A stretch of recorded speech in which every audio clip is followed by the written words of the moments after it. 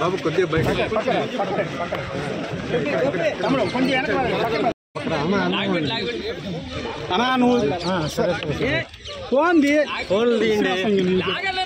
ఏమైందంటే మాస్టర్ గారు, నేను మా పార్టీకి సంబంధించినటువంటి నాయకులు కార్యకర్తలు ఎవరైతే అతిగా ప్రవర్తించి ఎవరైతే కొంత దురుసుగా ఉండుంటారో 2019 నుంచి 24 వరకు మేము అధికారంలో ఉన్నప్పుడు నోటికి అద్దు అదుపు లేకుండా చేతలకు అద్దు అదుపు లేకుండా మనం ఏం మాట్లాడుతున్నాం అనేది కూడా సోయి లేకుండా మాట్లాడినటువంటి వ్యక్తులకి క్షమాపణ పత్రం అని చెప్పి నేను ఒకటి విడుదల చేసిన.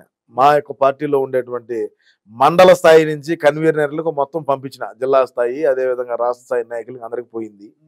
ఆ పోవడంతో ఆ పోయిన మరుసటి రోజే శ్రీరెడ్డి గారు క్షమాపణ లేఖ రాసి నారా లోకేష్ గారికి జగన్ అన్నకు ఒక లేఖ రాసి పెట్టినారు అన్నా అని చెప్పేసి. అదే విధంగా నేను ముందు రోజు క్షమాపణ పత్రం రిలీజ్ చేసిన మరుసటి రోజు ఆమె రాసింది. ఇంకా కొంతమంది రాసినారు. ఈ రోజు పోసాన్ని ఏమైంది, నేను అతిగా మాట్లాడినాను, అతిగా అయితే చేసినాను, చేసిన దానికి ఈ రోజు నేను ఇదైతే ఉన్నాను. నాకు పిల్లకాయలు ఉన్నారంటే మిగతా వాళ్ళకి పిల్లకాయలు ఉండరేమయ్యా?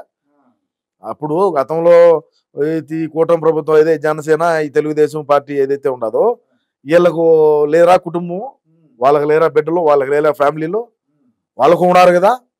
మరి ఉన్నప్పుడు నువ్వు నీ ఇష్టానుసారంగా ఎట్ట మాట్లాడతావయ్యా? నువ్వు మాట్లాడితే ఈరోజు నా కుటుంబం ఉన్నదంటే వాళ్ళ కుటుంబం లేరా, వాళ్ళ ఇంట్లో ఆడవాళ్ళు ఉండరా, వాళ్ళకి బిడ్డలు ఉండరా, వాళ్ళకి ఏమి ఉండరా? మరి ఈ రోజు నీకు జ్ఞానోదయం అయిందా?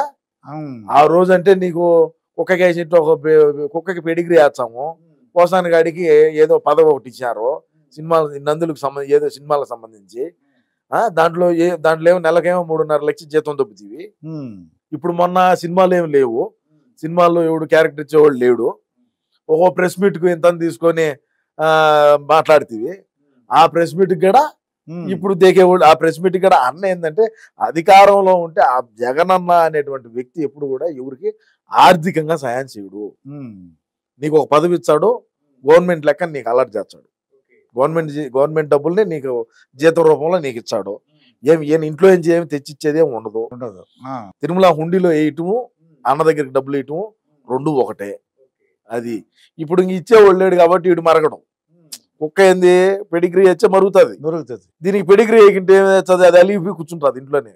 దాన్ని లేయి రా అన్నా కూడా రాదు. అది సేమ్ అదే పరిస్థితి పోసాంది. ఇప్పుడు ఈ పోసానికి పూసేసుకున్నారు కదా, నేను వదిలేస్తారా మన వాళ్ళు ఎవరన్నా? కూటమి ప్రభుత్వం వదిలేయటం జరుగుతుందా? వదిలేస్తారా లేదంటే క్షమాపణ? అది కూటమి ప్రభుత్వం నిర్ణయించదు, మాకేం తెలుసు. ఇప్పుడు మా పార్టీలో అయితే నేను చెప్తా మా పార్టీ విధి విధానాలు ఎట్టుంటాయని. అది కూటమి ప్రభుత్వం యొక్క విధి విధానాలు లేనిది చట్టానికి ఏంది పరిస్థితి? అది జనరల్ ఏమంటావు మీ ఐడియా ప్రకారం? మామూలు కామన్ మనిషికి ఆలోచిస్తే వదిలేయాలా లేదా? అలాగా నన్ను అడిగితే వదలాల్సిన పని అయితే ఏం లేదు. మా ప్రభుత్వం అయితే వదలదు. అది ఈ ప్రభుత్వం మరి కూటమి ప్రభుత్వం ఎడ చేస్తుందేమో చూడాలి.